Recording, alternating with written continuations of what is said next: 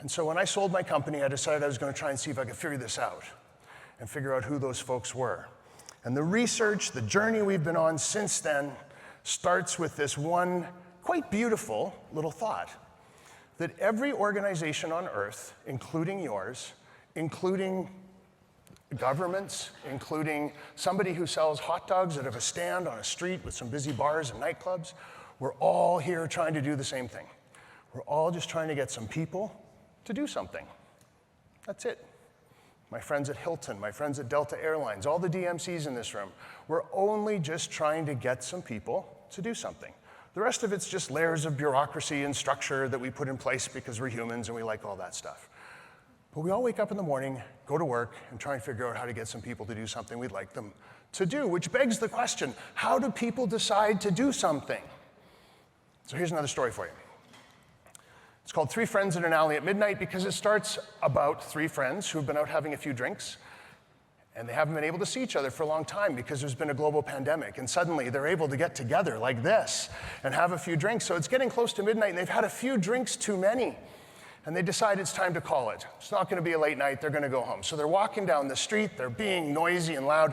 You know how when you walk out of a bar when you've had a few drinks with your friends and suddenly your voices get twice as loud as they were when you were inside? That's going on. They're telling jokes that only they think are funny. They're having a really great time. They turn a corner and then suddenly there's a dark alley. And they have to decide what they're going to do. Now, friend number one, we only know one thing for certain. The one thing we know about friend number one is their primary value in life is adventure. Well, guess what friend number one wants to do? Wants to go down that dark alley. What an amazing way to end this evening. We're a little bit drunk. I love you guys. Let's go down the alley. It'll be so much fun. Who knows what's going to happen? And friend number two, the only thing we know for certain is that friend number two's primary value in life is safety. And friend number two says, why would we go down that dark alley? Don't be ridiculous. It's midnight. It's dark. We're a little bit drunk. I love you guys. Something might happen. Let's go back to the bar, turn on the lights, and call the police. And friend number three, the only thing we know for certain is friend number three's primary value is friendship. I don't care if we go down the alley. I don't care if we go back to the bar. Just stick together because we're a little bit drunk, and I love you guys. That's the end of that story. The point of that story is that none of those people had to check in with themselves before making a decision to see what their demographics were.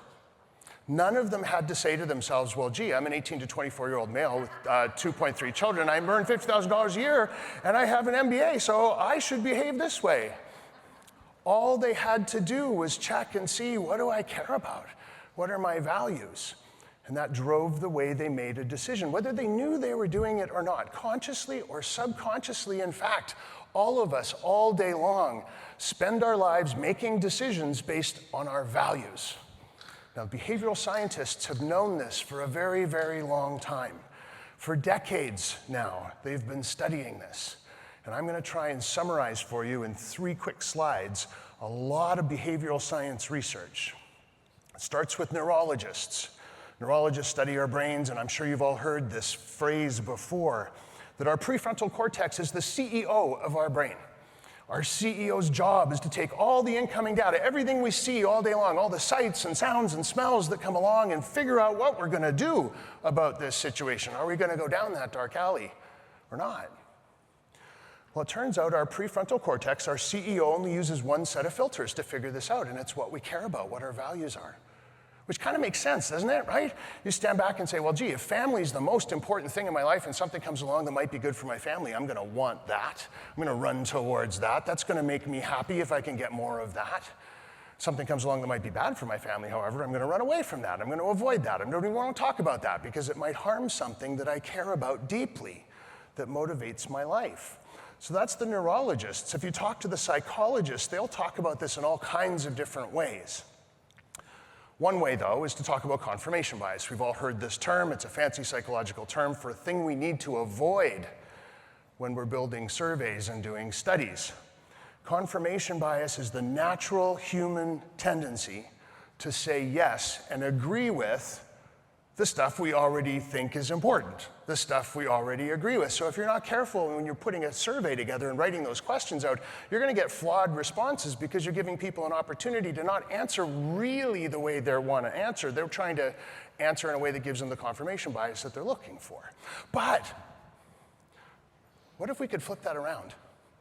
What if we knew what they cared about in advance so that we wanted as much confirmation bias as possible, because then it would help us get people to do the things we would like them to do.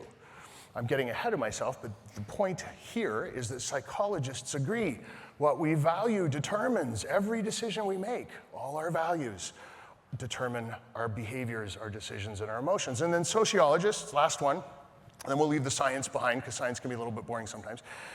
Sociology, that's what we do. We have a sociological data set that we've built that we do our work with and that we've done some work that I'm going to share with you. Sociologists study large groups of people. Why did this group of people go and do this thing and this other group of people go and do this other thing instead? It's always because of what they cared about and what their values are. This group of people valued this stuff, so they did that thing. This other group of people, though, they valued this stuff more, so they did this other thing instead. Quite simple. So here we are, all these different fields of behavioral science. They all agree on this one common principle. What we value determines what we do. If you only remember one thing from my presentation and our time together today, make it that line. What we value determines everything we do. We can't help it. We are biologically, neurologically, psychologically, sociologically hardwired to chase our values. It's what being human is.